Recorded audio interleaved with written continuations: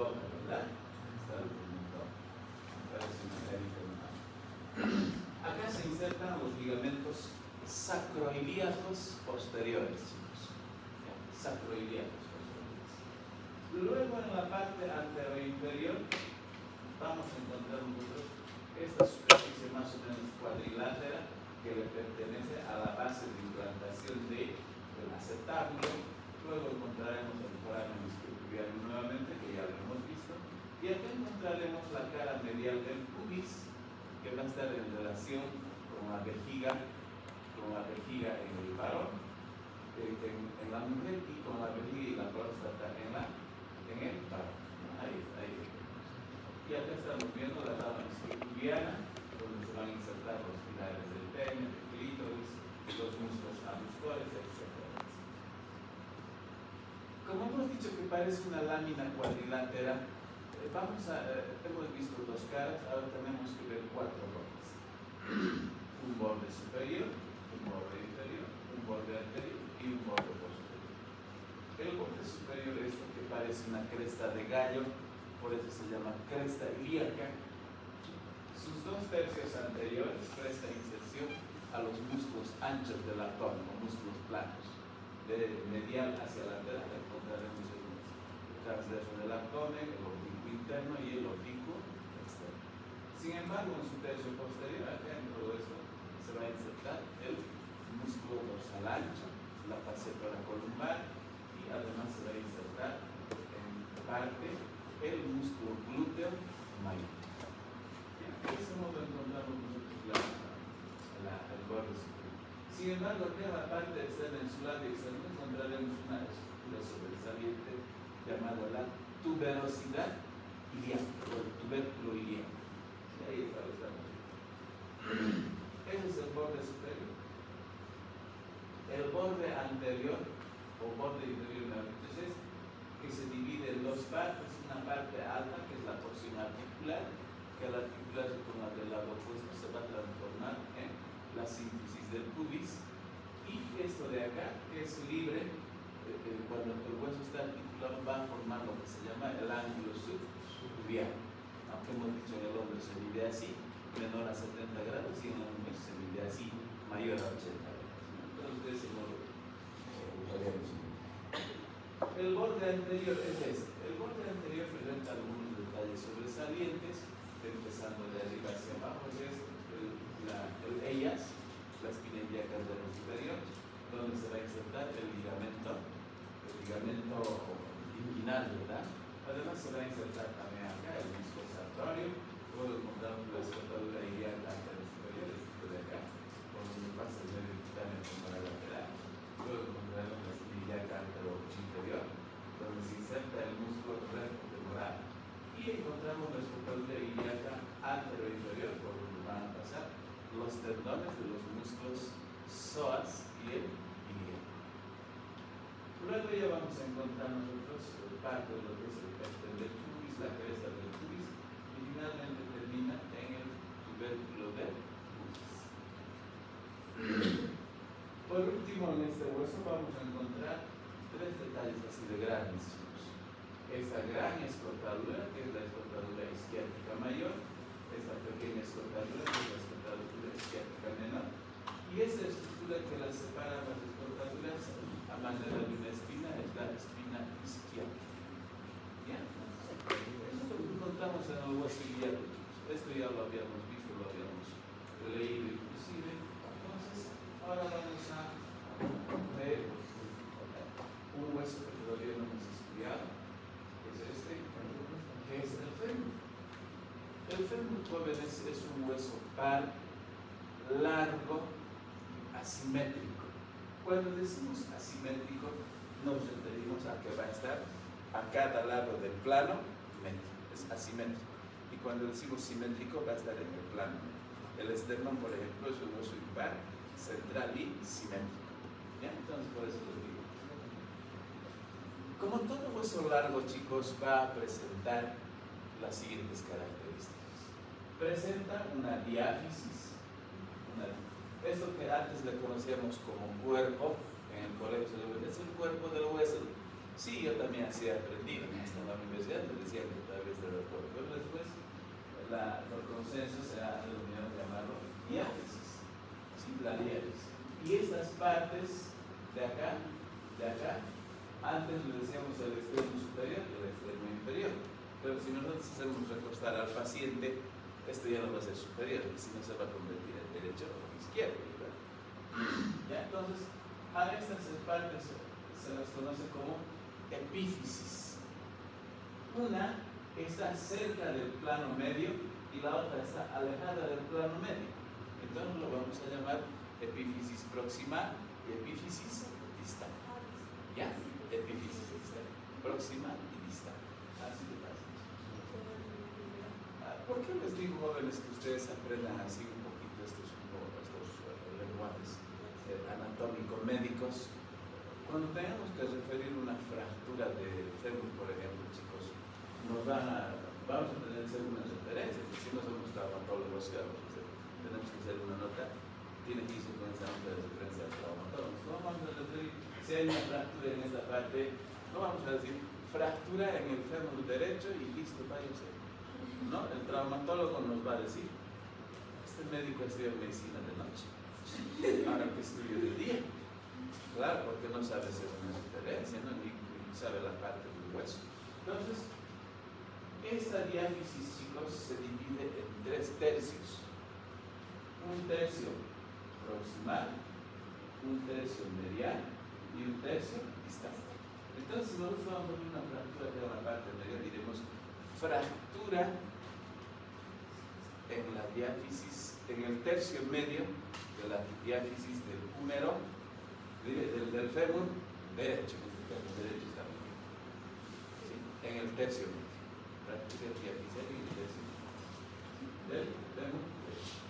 Listo, una referencia, tratamiento, valoración y tratamiento por el traumatólogo o por traumatología. Listo, su boleta de supervivencia. Ya con eso hemos salvado unos responsabilidades.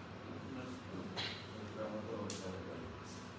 Por ese motivo, o si vemos una fractura acá, diremos una fractura trocantérica en la epífisis proximal, trocánter mayor, trocánter menor, o en la cabeza del fémur.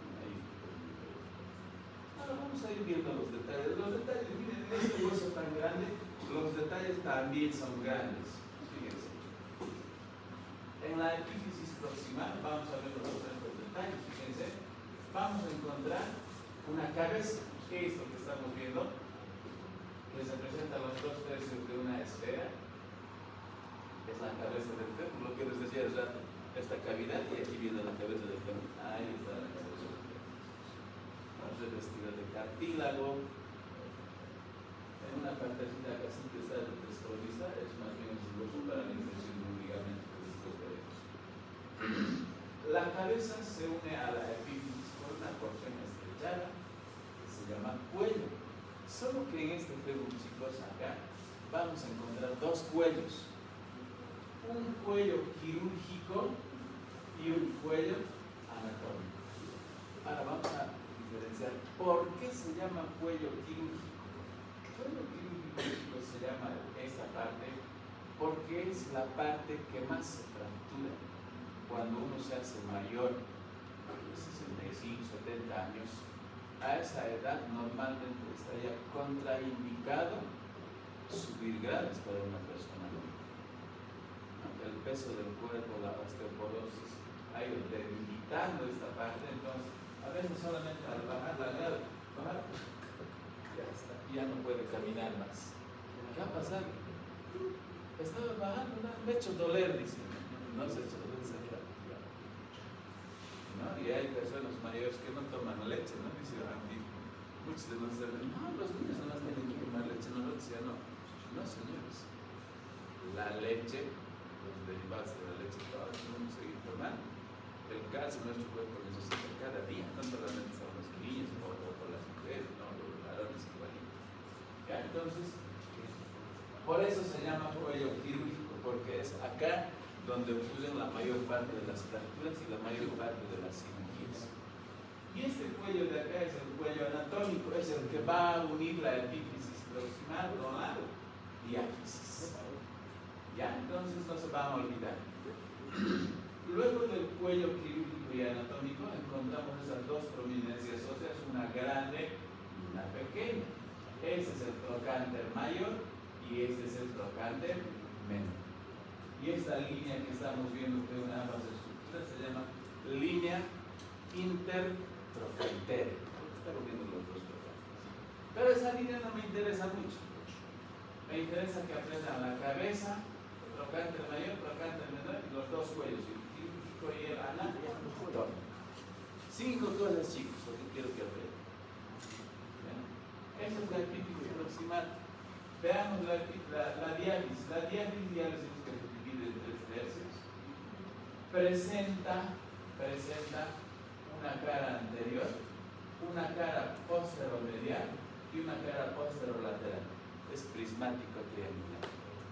Una cara anterior, una cara posteromedial, es la cara posteromedial y esta es la posterolateral. Esas 3 caras, chicos, están cubiertos por el músculo cuádriceps. ¿Sí? El músculo cuádriceps. Entonces, no hay mucho detalle. El único detalle que quiero que vean en la diálisis, chicos, es esto. Fíjense, al ser prismático triangular presenta 3 bordes. Un borde lateral, un borde medial y un borde lateral. En esos bordes se van a insertar la fascia profunda. Hay unos tabiques faciales que separan el músculo en diferentes compartimientos. Y en esos tabiques en esos bordes se van a insertar los tabiques. De esta diálisis, chicos, lo más llamativo es este borde, el borde posterior. Este justamente, el borde posterior, o llamado también la línea áspera del pelo. Este borde posterior, chicos, hacia arriba se va a trifurcar, es decir, va a terminar en 3 labios así. Uno que se viene acá, es la llamada cresta glútea. Otra que prácticamente va a envolver a la epífisis proximal a manera de espiral, es la línea espiral o la llamada también cresta pequeña. Entonces, y finalmente tenemos, esta es la cresta glútea, la línea espiral, y esta es la cresta pectina. 3 líneas. Cresta glútea, la línea pectínea y la línea espiral. 3. Ya no se van a ver. Cresta glútea, línea espiral, línea o cresta pectínea. Ahí está. 1, 2 y 3. Y hacia abajo, esa línea áspera se divide así en 2. Fíjense, se divide en 2. Esta y esta son las llamadas líneas supracondiles del pelo. ¿Sí? Acá están las líneas supracondiles. Sin embargo, en este borde posterior, jóvenes, nosotros vamos a ver que este borde va a estar formado por 2 labios, un labio medial, un labio lateral, y este espacio entre los labios se llama el intersticio de la línea áspera. En el labio medial y en el labio lateral se insertan la fascia profunda, pero en el intersticio, en este espacio que estamos viendo, la fascia profunda y los vasos medial y lateral se insertan. Pero acá en el intersticio, chicos, se inserta de arriba hacia abajo. Arriba se inserta el músculo aductor menor. Acá en la parte media se inserta el aductor largo y en la parte más baja se inserta el aductor mayor. Hay 3 músculos aductores: menor, largo y mayor. ¿Ya? Es 3 aductores. De ese modo vemos el borde posterior y la diálisis de él. En la parte inferior vamos a ver nosotros la epífisis distal. Esta epífisis distal del fémur, si ustedes están viendo, presenta 2 eminencias bastante crecidas. La medial es mucho mucho más grande que la lateral. A estas eminencias desarrolladas se conocen como cóndilos femorales. ¿Ya? Cóndilos femorales. Ahí. Estos cóndilos femorales, chicos, están limitados hacia lateral y hacia medial por otras eminencias por encima de sus cóndilos que se conocen con el nombre de eminencias supracondiles. Uno es medial y el otro es lateral. ¿Ya? Entonces no está difícil. Ahora, estos cóndilos, chicos, estos cóndilos hacia adelante, fíjense, se fusionan. ¿Sí? Se fusionan y al fusionarse forman una superficie articular. Es la superficie articular para la patela o para la rótula, este huesito de la rodilla así, redondito que tenemos, esa es la patela o la llamada. Esa superficie articular patelar, entonces ahí viene y se adapta el cabalito, la superficie articular de la patela. Sí, ahí está. El resto del cóndilo va a estar así, revestido de cartílago articular para corresponderse con las mesetas tibiales que vamos a ver enseguida. Ahora, hacia adelante hemos dicho que se fusiona, ahí está, pero hacia atrás, fíjense, hacia atrás prácticamente estos dos cóndilos están separados. Este espacio se llama el espacio intercondileo. En ese espacio intercondileo y en las caras lateral y medial de sus cóndilos se insertan los ligamentos cruzados. ¿Han escuchado alguna vez lo de los ligamentos cruzados, chicos? Los futbolistas, mayormente los profesionales, se lesionan, ¿no? Una lesión de eso y hasta ahí quedaron. Si no se hacen reparar bien, ya no pueden jugar más. No pierden esa facultad de poder seguir jugando bien, porque prácticamente sin esos ligamentos cruzados que estén intactos, la rodilla prácticamente casi deja de funcionar. Que tú quieres salir, el jugador no va a poder ni correr. Por ese motivo se importantes las inserciones ligamentarias en esa superficie interna. A eso se llama epífisis distal del fémur. Ahora quiero que veamos esto, chicos. Esto que estamos viendo acá.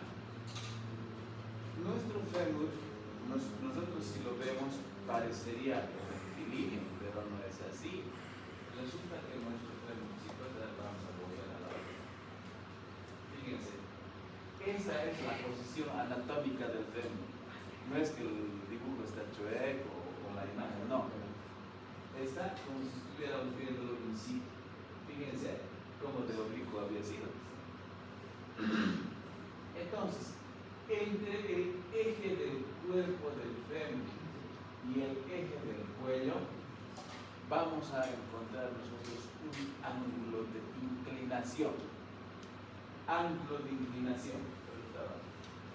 Acá está, fíjense. Acá está el eje del cuerpo y este es el eje del cuello. El ángulo de inclinación. Ese ángulo de inclinación varía desde los 116 hasta los 140 grados, con un promedio de 126 grados. ¿Ya? Esa es más o menos el promedio. Puede ser hasta 140, 113, pero fíjense ustedes, el promedio. Estamos hablando de una persona adulta, ¿no? En un niño en crecimiento, sus huesos se van modificando todavía. Por eso hay un rango de límite mínimo normal y el límite máximo normal, los rangos promedios. Ese es el ángulo de inclinación. En algunas personas pueden ser marcados, en algunas otras menos marcados. Pero ahí está. El otro ángulo que tenemos que ver, a este ángulo, chicos, se conoce como el nombre de ángulo de inclinación. Y este es el ángulo de torsión. Es como si agarráramos al fémur y lo tratáramos de exprimir así, ¿no? Cuando lavamos unos calcetines, lo lavamos y lo exprimimos. Igualito. Eso se llama ángulo de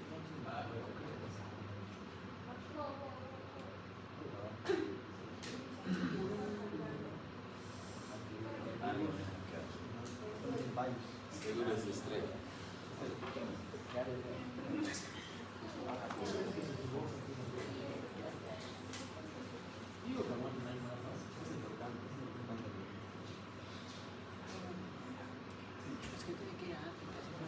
Ahí está, es el ángulo de inclinación que les había dicho, 75 grados. Y el ángulo de torsión, que es, normalmente se dice que en la mujer es un poco más que en el varón. En la mujer se dice que puede ser hasta 12, hasta 14 grados. Y en el hombre se dice que puede ser entre 7 y 8 grados. Pero en el hombre no nos interesa mucho, ¿verdad? Ya les he dicho eso. En la mujer vamos a tomar más en cuenta los grados, los ángulos relacionados con la cadera, ¿no? Porque eso es la calcular con la cadera. Ya ahí está, ese es el ángulo de torsión y el ángulo de inclinación. Ahí está, ahí está. Ahora chicos, la irrigación de la cabeza del fémur es muy importante, chicos.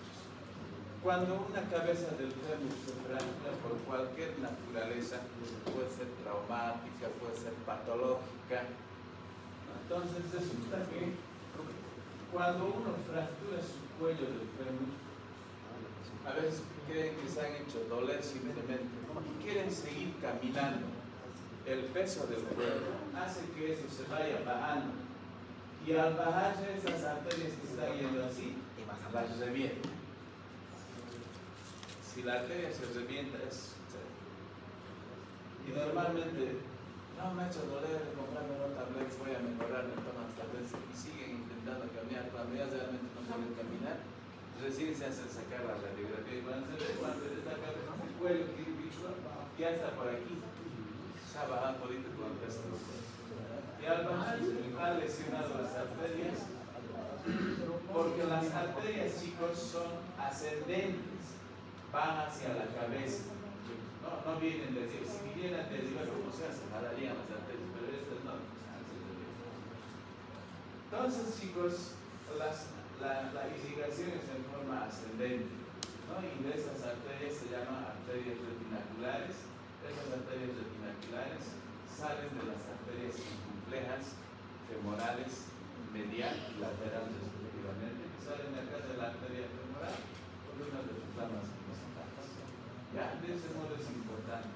Cuando una cabeza del fémur se ha fracturado, chicos, y han descendido y se han lesionado las arterias, para que este paciente pueda volver a caminar, chicos, hay que extirpar esta cabeza y colocar una prótesis. Si no se reemplaza esa cabeza, se ha necrosado ya por una prótesis, el paciente no va a volver a caminar, va a estar postrado. Con muletas intentará caminar, pero caminar así normalmente ya no puede. Ya, entonces por ese motivo, chicos, esta fractura es muy peligrosa. ¿No? Si alguien cree que se ha fracturado en la casa del adulto mayor, tal vez tiene sus abuelitos, ¿no? Entonces hay que indicar, ¿no? Que vayan despacito las cerdas.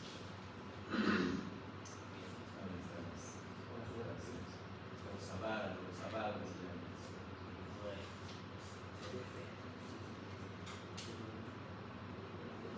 Acá está una radiografía, fíjense, acá está el acetábulo, la cabeza del fémur, el cuello quirúrgico, tocante el mayor, tocante el menor, ahí está, se ve. Justamente de lo que estamos hablando se ve en la radiografía. Estas cosas ustedes tienen que poder, cuando una persona mayor se ha caído o se cae en un costado o un dolor fuerte han sentido, una radiografía de pelo, una P de pelo, van a ver esto. Cuello quirúrgico sanito, muy bien, uno vuelve a respirar tranquilo. Pero si se ha fracturado, fíjense que hay una fractura. Si se ha fracturado,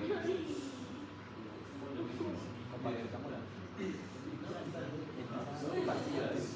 Miren la cabeza del perro, mira, ya está aquí, ya está abajo. Así son las cosas.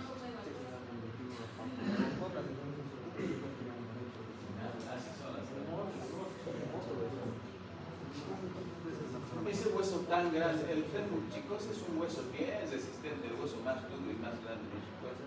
parecería infraccionable. Achiclotar de los terceros, caídas de moto, caídas de grada, caídas de un montón de cosas. Bien, el otro huesito, chicos, que va a formar parte de nuestras rodillas es un hueso pequeño, que es la rótula, o llamada también la patela. Este huesito está clasificado como un hueso sesamoideo, el hueso sesamoideo más grande de nuestro cuerpo. Para su estudio presenta una cara anterior, una cara posterior. Ahí estamos viendo su cara anterior. Está prácticamente recorrido por surcos verticales porque está relacionado con el tendón rotuliano, con el tendón del músculo cuádriceps. Y es más, este hueso se desarrolla en el interior del tendón del músculo cuádriceps. Por eso está clasificado como un hueso sesamoideo. Ya, por eso así. Y su cara posterior presenta una superficie articular cabalito, vale el término, chicos, para adaptarse con esa superficie articular al funcionarse los cóndilos forman una superficie articular patelar, lo decía, cabalito como eso. Exacto, no hay ni más allá ni más aquí, cabalito. Ahí está. Esa es la patela que sirve de inserción al ligamento rotuliano y en sus partes laterales se insertan los ligamentos rotulianos. Ya, ahí está. La tibia y el perone. Ese es el esqueleto de la pierna que estamos viendo. Sí, ahí está. El esqueleto de nuestra pierna, chicos, está constituido por los huesos, uno bastante robusto y el otro bastante esbelto, porque simplemente los modela. ¿Cómo son las modelos? Son bien esbeltas, ¿verdad? Porque solo saben modelar en su profesión. Lo mismo le pasa a este hueso. ¿Por qué les digo esto? Porque no soporta nada del peso corporal. El perone o la fíbula, chicos, no soporta ningún peso de nuestro cuerpo. Solo está ahí para inserciones musculares. El que soporta el peso de nuestro cuerpo es este hueso, la tibia. Este hueso que no es frío ni caliente, es tibia. Tibia. Pero si ustedes la tocan es frío.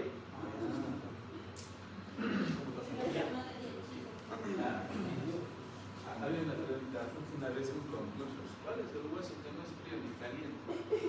La dice que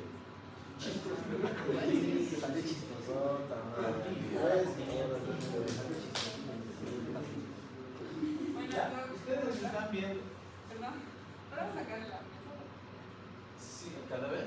No, solo la piecita de... Ah, sí, pasa nomás. Creo que se viene llegando a casa en chasca.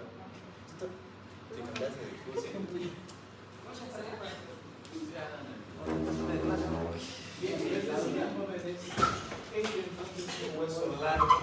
Como cualquier hueso largo, chicos, va a presentar su epífisis proximal, su epífisis distal y su diáfisis.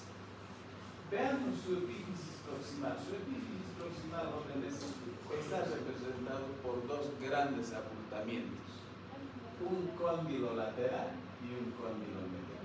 Estos cóndilos a cada lado van a presentar una superficie, unas prominencias óseas llamadas los epicóndilos medial y lateral.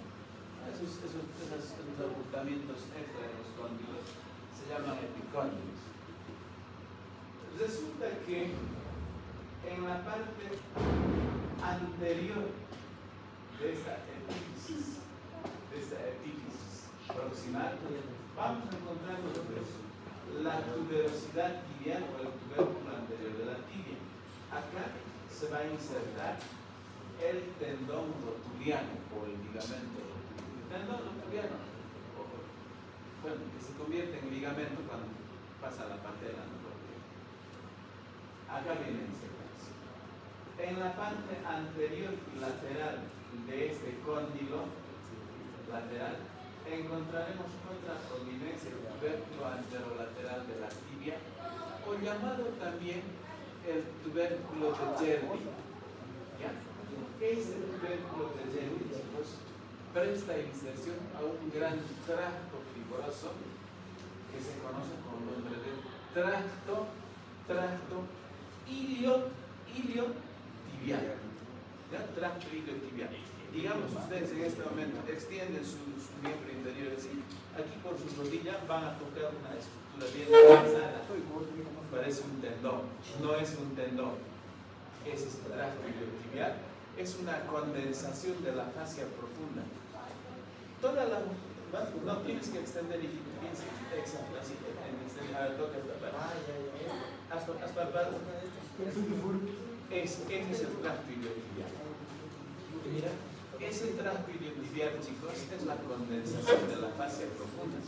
La fascia profunda que envuelve nuestro muslo, hacia medial es normal, pero hacia lateral se condensa con unas 3 veces su grosor. Entonces se hace bien resistente, chicos. Es casi imposible de ser eso. Por eso, fíjense, a ver, cuando veamos este preparado, les voy a mostrar eso. Bastante resistente. Tracto ilio del hueso ilio a la tibia, por eso tracto iliotibial. ¿Dónde se inserta abajo? En el tubérculo de Gervi, o tubérculo anterolateral. No se van a olvidar, se les pregunta qué se inserta allá y los estudiantes se olvidan. Bien, esos son los cóndilos hacia lateral y hacia medial. Ahora veremos estos cóndilos desde arriba. Fíjense, estos cóndilos que estamos viendo desde arriba. Estos cóndilos, esta parte alta de los cóndilos se conoce con el nombre de mesetas tibiales. ¿Qué es una meseta? Seguramente cuando estaban en colegio, han debido saber qué es una meseta, ¿no? Una meseta es cuando subes a un lugar alto y de repente se vuelve planita. ¿No? Meseta se llama. Lo mismo pasa acá, subimos allá arriba y todo está planito. ¿No? Esas son las mesetas tibiales que en estado fresco van a estar revestidos por los denominados meniscos articulares para corresponderse con los cóndilos femorales. ¿Ya? Entonces ahí está. Sin embargo, no toda la superficie está ocupada por las mesetas tibiales. Acá en la parte intermedia vamos a encontrar nosotros esta cosita que está sobresaliendo, ahí está, fíjense. Esa es la eminencia intercondílea. Esta parte es la eminencia intercondílea. Ahora, si ustedes son observativos, chicos, fíjense, por delante y por detrás de la eminencia intercondílea hay unas superficies rugosas donde se van a insertar los ligamentos cruzales. Uno es anterior y el otro es posterior. Entonces, los ligamentos cruzales son así. Uno es anterior y el otro es posterior. Así son los ligamentos cruzales. Por eso cruzados se llama. Esta superficie intercondílea, entonces, chicos, es importante. Como hemos visto al dato del fémur, la superficie intercondílea es la misma. Allá se inserta. Listo, chicos. Esa es la epífisis proximal de la tibia. Ahora vamos a ver el cuerpo o la diáfisis de la tibia. Lo mismo, este hueso es prismático triangular. Entonces tenemos que hablar de 3 caras y 3 bordes. Lo llamativo, se los digo a ustedes, es el borde anterior y la cara anteromedial. Solo pueden palpar en este momento. Ustedes toquen el borde anterior, lo que llamamos canilla, ese es el borde anterior. Ahora por dentro tóquense, es piel con hueso. ¿Sí? Es piel con hueso, ¿cierto? Jóvenes, es en esta parte donde ocurre la mayor parte de las fracturas expuestas. ¿Han escuchado de fracturas expuestas? Se ha quebrado el hueso y así se ha salido como un cuchillo. Este lugar es. el lugar más frecuente, no he dicho el único, pero es el más frecuente de los chicos, en caídas de moto, en caídas así, se golpean los huesos, ¿sabes? ¿Ya? Entonces, chicos, y esta parte, como es subcutáneo, no tiene una protección muscular, ni siquiera no hay grasa. A ver, tóquense, no tenemos grasa, así la persona sea obesa, uno toca, y es pie, fase superficial, fase profunda, sin tejido adiposo. Y cuando nos golpeamos, como duele, ¿verdad?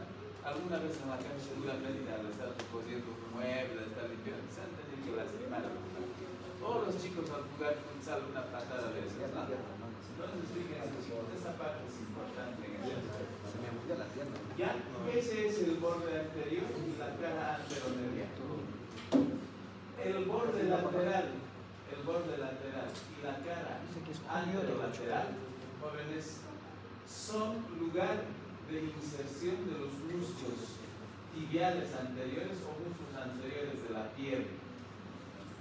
En este borde lateral se inserta esta membrana, que es la membrana interósea. Sí, la membrana interósea, en su caso está formando una articulación fibrosa de tipo sindesmosis, ¿verdad?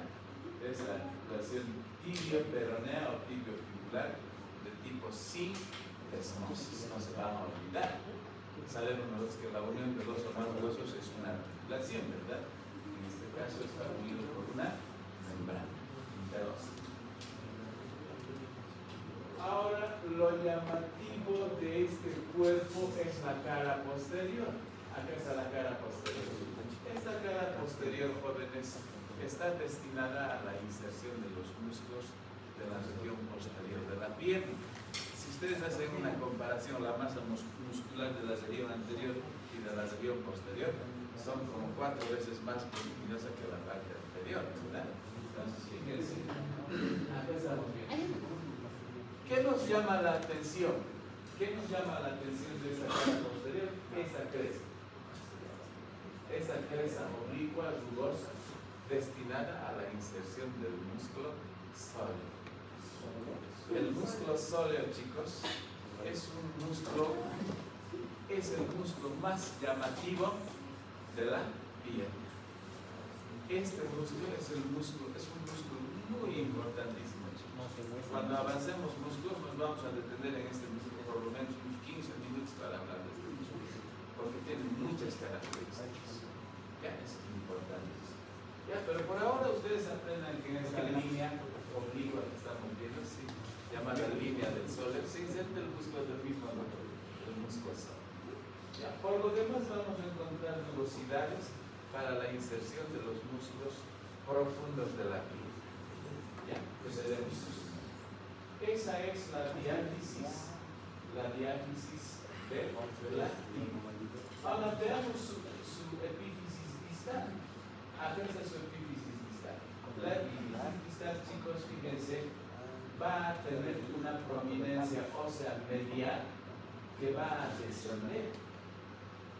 Ese es el maleolo medial. ¿Alguna vez han de escuchar? Me asustabas cómo se ve. Las tabas. Esos huesos sobresalientes del tobillo, por eso se llama tobillo. Porque estos huesos sobresalientes se ven como tabas. Las tabas. Por eso ese hueso sobresaliente que estoy hablando, no está entendiendo. Ya, entonces, por eso la articulación de la rodilla le llamamos tobillo. Tobillo, por no decir tobera. Las tabas óseas. Esas son las tabas óseas. No, por eso se llama tobillo. ¿Quién conoce como garganta del pie? Nadie. Lo correcto es llamarlo articulación talocular o llamarlo también articulación de la garganta del pie. Es lo correcto. Pero si uno le pregunta a un sujeto que no sabe decir, ¿tú conoces la garganta de tu pie? ¿Qué es eso? No conozco. Pero preguntarle la articulación de tu tobillo. Sí, esto es mi tobillo, te va a decir. Todos conocemos como tobillo, ¿verdad? Entonces, por eso. Fíjense, chicos, entonces, esta epífisis va a tener una prolongación ósea llamada el maleolo. Maleolo mediano. Acá está el maleolo mediano. Sin embargo, la parte inferior de esta superficie va a tener una porción horizontal, fíjense acá está, que complementándose con la epífisis distal del peroné, de la fíbula, que va a formar el maleolo lateral. Fíjense, en su conjunto, la epífisis distal de la tibia y del peroné o de la fíbula forman una superficie articular como si fuera una estructura, como una silla que se va a colocar ahí. A eso se llama, a esa estructura, chicos, esto se llama mortaja, ¿ya? Mortaja, mortaja, tibio fibular o tibio peroné. No se van a olvidar. A esto le vamos a agregar los ligamentos tibio fibular anterior y tibio fibular posterior. A eso se llama mortaja tibio peronea o tibio fibular. Esa estructura le da cabalito a la astraga. Cabalito a la astraga. ¿Ya? El astragalus es un hueso corto del pie, tiene una polea superior, la polea superior. Cabalito en esa cama, cabalingo, oiga. Así te permite jugar. Así. Así. Es cabalito, mi compañero Exacto. Exacto. Lo justo. No hay si ustedes usan el diccionario de la lengua española, no hay el término cabalito. No hay. Tampoco no hay. Esperar un ratito. No hay esos diminutivos. Solo los bolis usamos eso. Esperarín. Darime un pedacito. Darime el término darime, por eso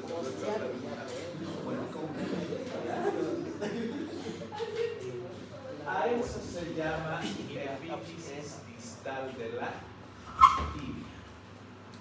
Ahora tenemos el hueso modelo que les decía, establecido el modelo, que es un hueso esbelto, les decía, simplemente está modelando acá, está modelando porque sirve para inserciones musculares.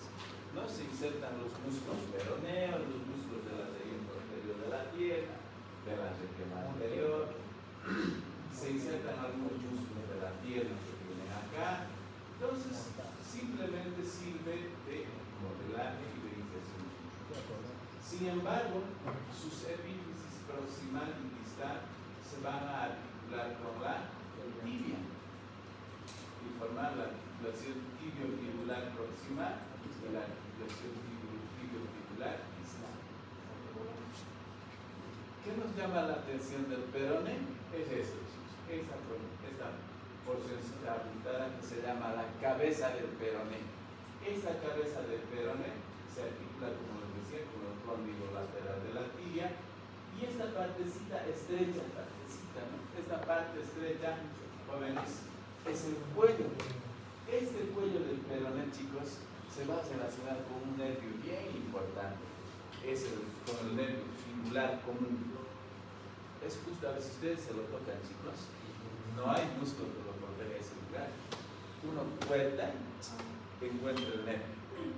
Entonces, cualquier accidente, una cortadura, algo por aquí, sería totalmente peligroso, ¿no? Como lesionaría el nervio fibular como un nervio bastante voluminoso y que controla gran parte de la inervación de la piel. Ya, entonces, claro que nos pregunten con qué nervio se relaciona el cuello del peroné, el nervio fibular. Ya, no se van a olvidar. Es importante. Es la única relación importante. Luego su cuerpo es prismático triangular, su diáfisis. Lo más llamativo de este cuerpo es el borde medial o el borde interóseo, donde se va a insertar la membrana interósea, así como lo estamos viendo. Finalmente su epífisis distal es este de acá, que va a formar una articulación tibio-fibular distal, y como desciende más allá de la tibia, forma el peroné, va a formar el maleolo lateral. Cuando hay una fractura, cuando hay una luxación fuerte, chicos, normalmente este peroné se fractura. Entonces se habla de una luxofractura. Cuando aparte de luxarse hay una fractura, se dice luxofractura. Ya una vez yo así he puesto solamente fractura del maleolo lateral y el traumatólogo queda en casi me da un cacho. Esto es fractura, pero está luxado más. Tienes que colocar luxofractura. Bueno, ya aprendí casi en tu cacho, pero ya no me importa más. Lo que he aprendido, les estoy transmitiendo a ustedes. Cuando hay una luxación, entonces coloca luxofractura. Ahí está la membrana umberosa, como se extiende entre la tibia y el peroné. Ahí está la relación, fíjense, miren, hasta imágenes les estoy mostrando para que no se olviden. Fíjense, acá está el cuello del peroné, y aquí está el ventricular común, que se divide en superficial y profundo, justo a ese nivel. Ya no se van a olvidar. ¿Quién a mí?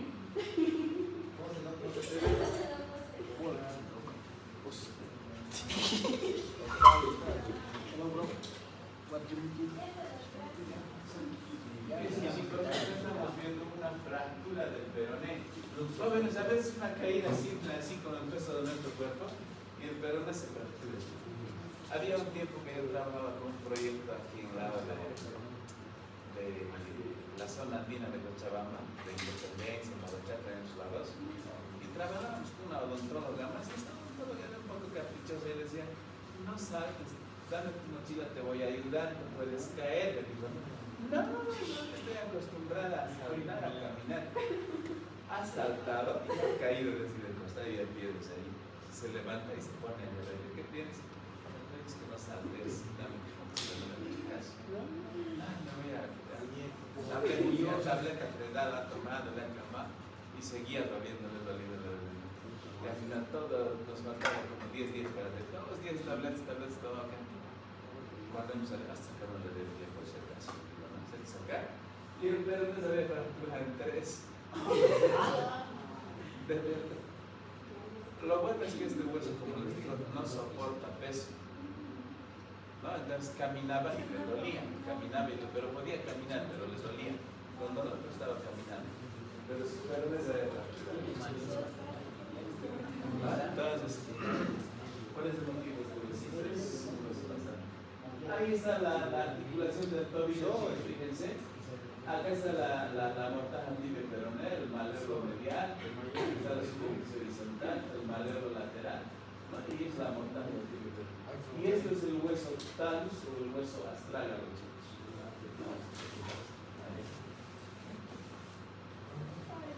Finalmente, los huesitos del pie. Acá estamos, chicos.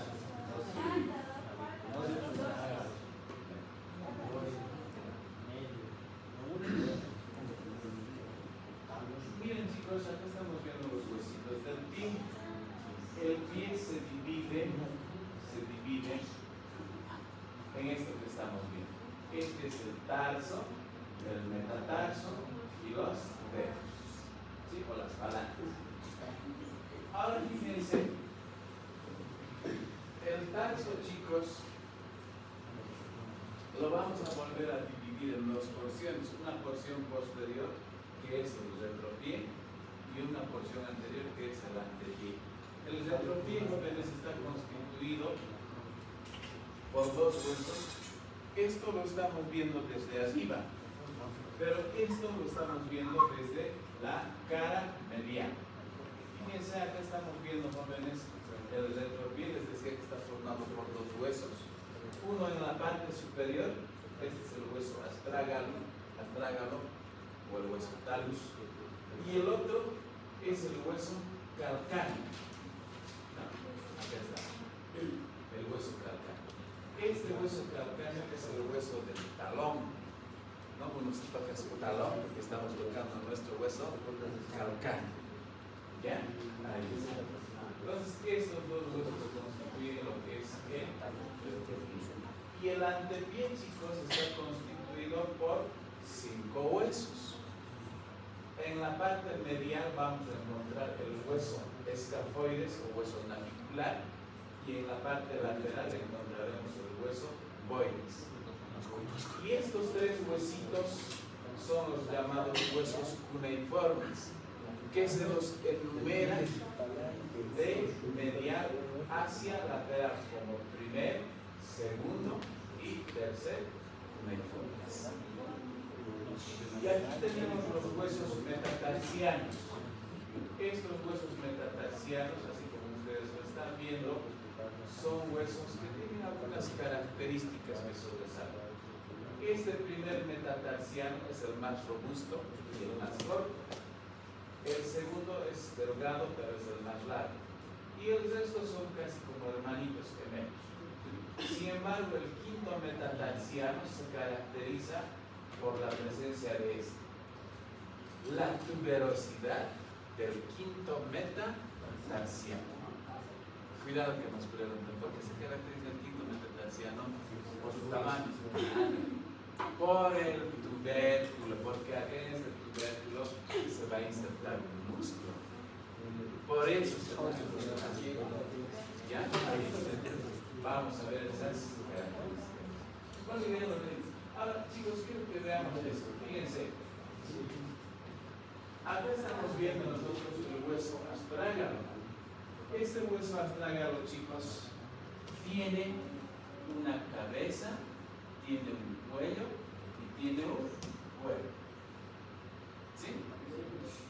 Es irregularmente cuboideo.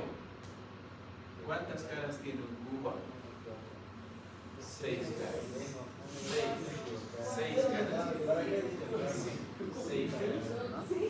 Sí, tiene una cara superior, una cara medial, una cara lateral, una cara anterior, una cara posterior y una cara inferior.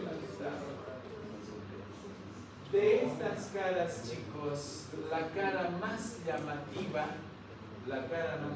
es esta cara superior. Acá está. Esta cara superior, chicos, tiene una superficie articular formado por 2 vertientes y un surco.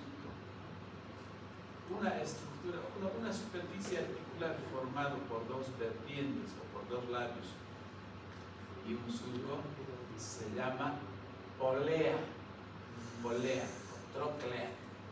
En este caso vamos a hablar de una polea astragalina. Fíjense, una polea. Este es el surco profundo, este es su vertiente medial y este es su vertiente lateral.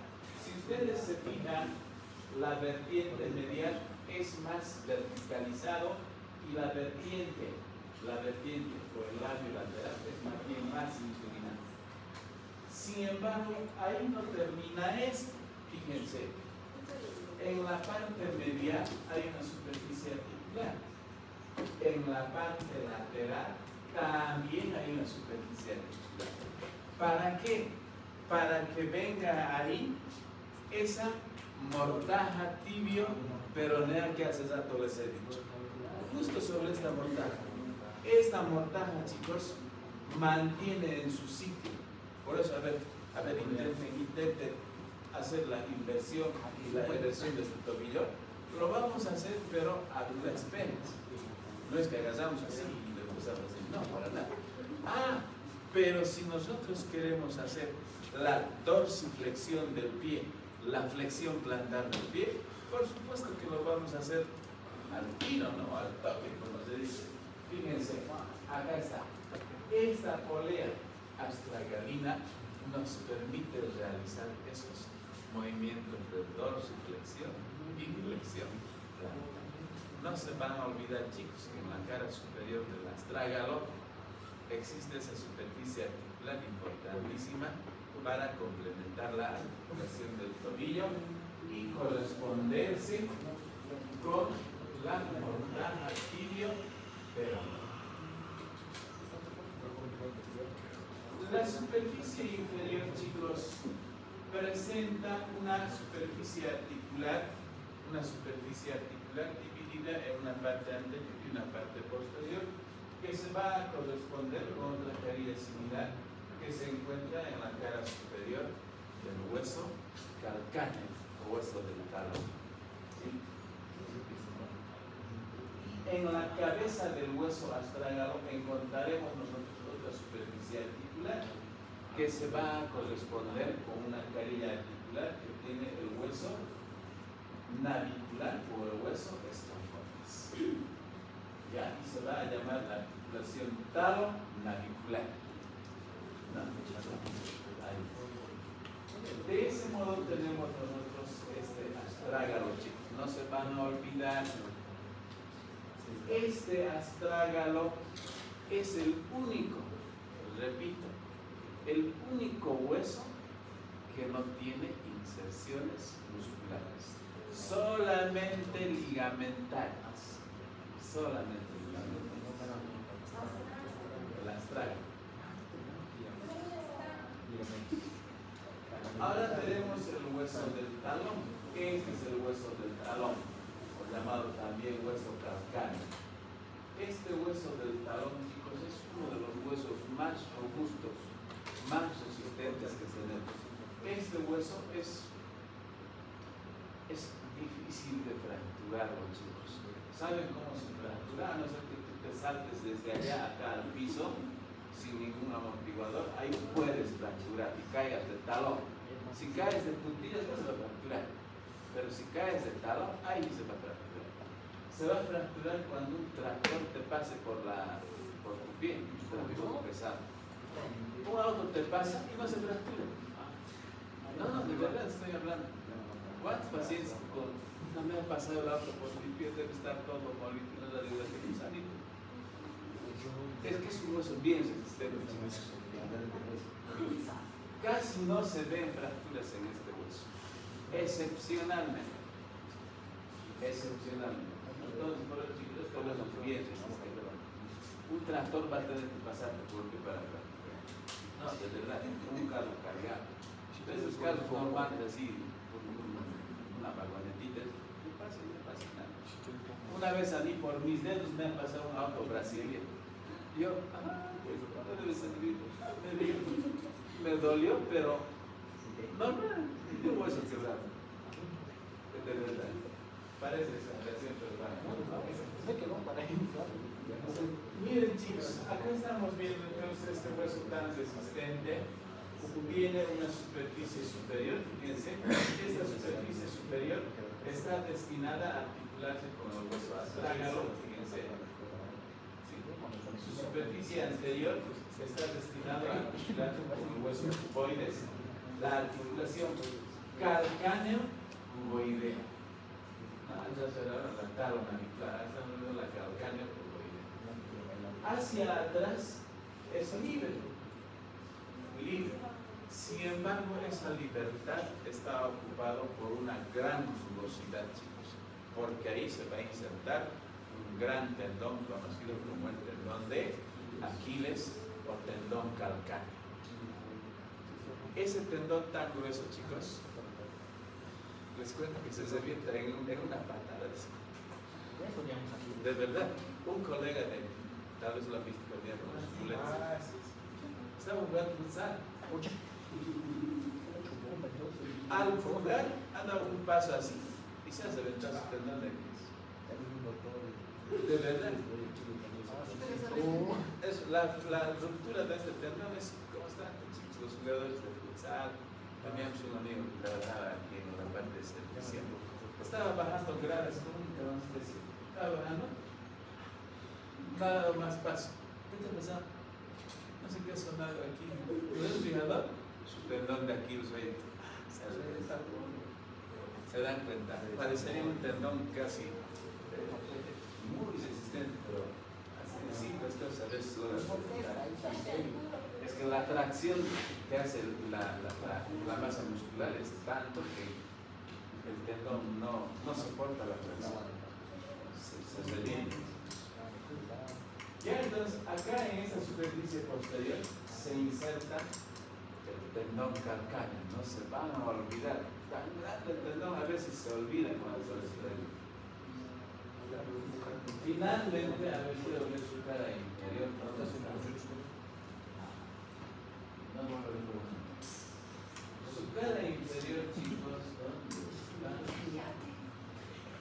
Bueno, no me muestra su cara interior, chicos, pero su cara interior, chicos, tiene 3 tubérculos. Un tubérculo anterior y 2 tubérculos, uno lateral y el otro medial. Este medial es el más llamativo. Ese tubérculo medial es uno de los puntos de apoyo que tenemos en la planta del pie. ¿Sabían que nuestra planta del pie no apoya todo el piso, verdad? Simplemente hay 3 puntos de apoyo. El trípode de sustentación. 2 anteriores y 1 posterior. Ese punto de apoyo posterior, chicos, es este. El tubérculo medial del hueso calcáneo. Un pie normal se ve así. Los arcos del pie, longitudinales y transversales. Si todo esto toca el piso, estamos ya hablando de una malformación congénita, el pie plano. ¿No? Entonces, de ese modo, chicos, vean ustedes el hueso calcáneo. Luego de eso, chicos, estamos viendo acá los huesitos del antepié, que son el hueso cuboide, ¿no? El hueso navicular o escafoides y el hueso cuboide. Fíjense cómo el hueso navicular hacia atrás se articula con el hueso astrágalo y hacia adelante se articula con los 3 huesos cuneiformes. En cambio, el hueso cuboide se articula hacia atrás con la superficie anterior del hueso calcáneo y hacia adelante se articula con el 4º y el 5º metatarsianos. ¿Ya? Ahí está. Después, el resto de sus superficies de los huesos cuneiformes están llenos de rugosidades para las inserciones de los ligamentos plantares y dorsales de las articulaciones del tarso. Y ahí tenemos los huesitos metatarsianos, chicos, que ya en algún momento deben dar sus características. Pero sin embargo, estos huesitos parecen unos huesitos largos, presentan una base, una cabeza. A través de su base se insertan los huesos metatarsianos y sus cabecitas se insertan con la base de las falanges proximales. Estos espacios que estamos viendo acá en los huesos metatarsianos son los espacios interóseos, donde se van a insertar los músculos interóseos plantares y dorsales. ¿Qué vamos a ver los músculos? Jóvenes, creo que no nos va a alcanzar el tiempo para terminar la parte teórica. ¿No? La anterior semana ya deberíamos haber hecho las ciencias ambiciones. Estoy viendo, porque mañana tenemos clases, el viernes más. Mañana, digamos, articulaciones. El viernes tendríamos que hacer necesariamente región glútea, región posterior de la piel, del muslo. Después tenemos más. Y el siguiente lunes más feriado, ¿no? El 21 de junio es feriado, día de Guaymara. No es domingo, recoge a lunes. Entonces es feriado ese día. Eso alegría. Estoy preocupado y más que voy a terminar las clases. Ahora, ¿qué hacen? Parece que se les lleva. Parece que Vamos a poder desplazar. Parece que se les lleva. Claro, además, tenemos que repasar los preparados también. Entonces, lo que podemos hacer así en clases normales es pasar y en los reclamos hacer la práctica. Ya, listo, chicos. Ahorita ustedes tienen un examen.